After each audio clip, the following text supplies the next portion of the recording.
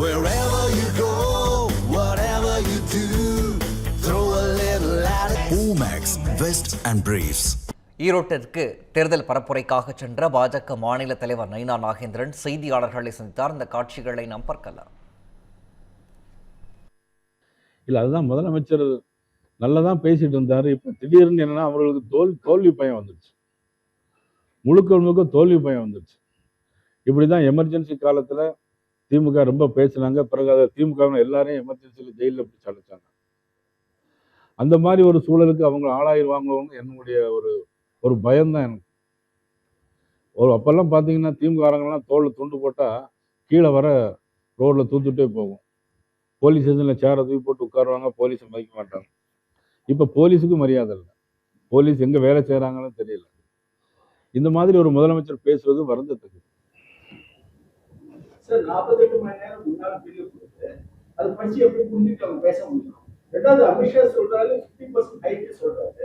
ஆனா அது வெளிப்படையாக அந்த பில்லே கொண்டு வரல. எப்படி அதை மக்கள் நம்ப முடியும்? இதுக்கான ஆல் பார்ட்டி மீட்டிங் நடத்தி ஒரு கான்சியஸ்னஸ் கொண்டு வந்து செய்யலாம். எலெக்ஷன் சமயத்துல அவசரமா பாராளுமன்றத்தை கூட்ட வேண்டிய அவசியம் என்ன?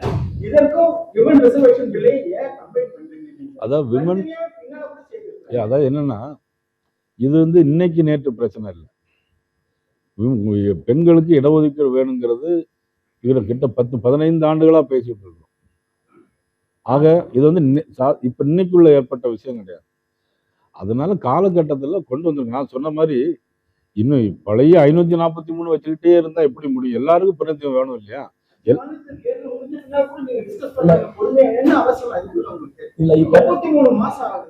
நாடாளுமன்ற உறுப்பினர் இந்த நாடாளுமன்ற உறுப்பினராகவே இருந்தேன் அப்படிங்கிறத வச்சுட்டு நான் அதில் கொஞ்சம் இன்டர்வியூ பண்றேன். என்னன்னா 1996 நான் கட்சியோட நாடாளுமன்ற உறுப்பினர். அப்ப லோக்சபாவில் தேவகவுடா பிரதம அமைச்சராக இருக்கிற போதே இந்த பில் வந்துச்சு. நீங்க இப்போ அவசரமா கொடுக்கப்பட்ட பில் இல்லை. இந்த பில்லுடைய சில சீர்திருத்தங்களுக்கு செலக்ட் கமிட்டி போச்சு.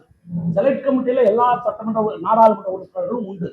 அதே மாதிரி நாடாளுமன்றத்தினுடைய அனைத்து கட்சியினுடைய தலைவர்கள் கூட்டத்தை பிரதம அமைச்சர் அதுலயும் விளக்கிட்டார். ஏற்கனவே எல்லோரும் ஒத்துக்கிட்டதான தவிர இப்ப வெளியில பரப்புரையில் எப்படி சொல்லிட்டு இருக்காங்க அவசரம் என்னன்னு. ஒவ்வொரு முறையும் ஒவ்வொரு சட்டம் கொண்டு வருகிற போதும் ஏதாவது ஒரு மாநிலத்தில் நாடாளுமன்ற தேர்தலோ நாடாளுமன்ற இடைத்தேர்தலோ சட்டமன்ற தேர்தலோ இருக்கத்தான் செய்யும். அது ஒரு பிரச்சனையே கிடையாது.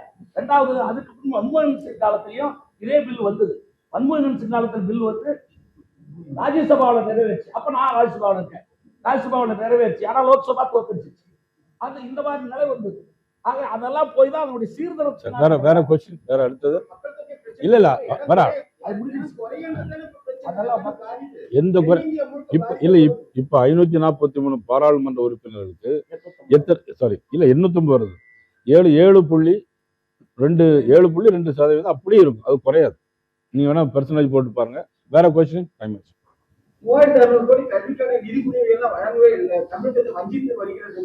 தொடர்ந்து அதை தான் பேசப்படுகிறது. எந்த நிதியும் குறைக்கப்படல. எல்லா நிதியும் வாங்கிட்டு இருக்காங்க.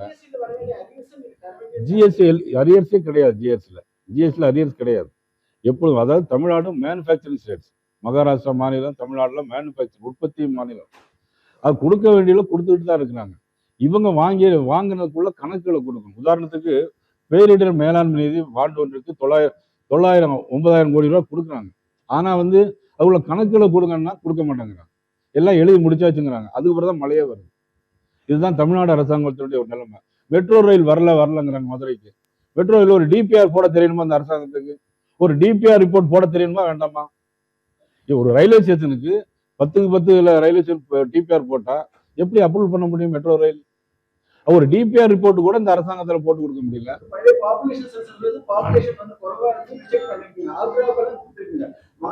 நீங்க என்ன இல்ல சென்னை விட மதுரையில அதிகமா பாப்புலேஷன் இருக்குன்னு கொடுத்துருக்காங்க. அது எப்படி ஒத்துக்க முடியும்?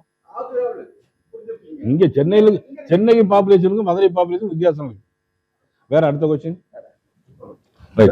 விஜயோட தேர்தல் அறிக்கை வெளியிட்டு இருக்கு. 6 ஸ்டேட் வருஷத்துக்கு 2500 பணம் பொதுவாக தேர்தல் அறிக்கை. அதாவது இப்பொழுது போட்டி தேசிய ஜனநாயக கூட்டணிக்கும் திமுகவினுக்கும் எங்களுக்கு தான் போட்டி. இதுல யார் தேர்தல் அறிக்கை வெளியிட்டாலும் எங்களுக்கு அதை பத்தி ஒன்றும் கவலை இல்லை. ஏன்னா ஆளுங்கட்சியா வரக்கூடியவங்க தான் அதை பத்தி நாங்க தான் கவலைப்படணும். ஆளுங்கட்சியாக வரக்கூட முடியாதவங்க எது வேணாலும் சொல்லலாம்.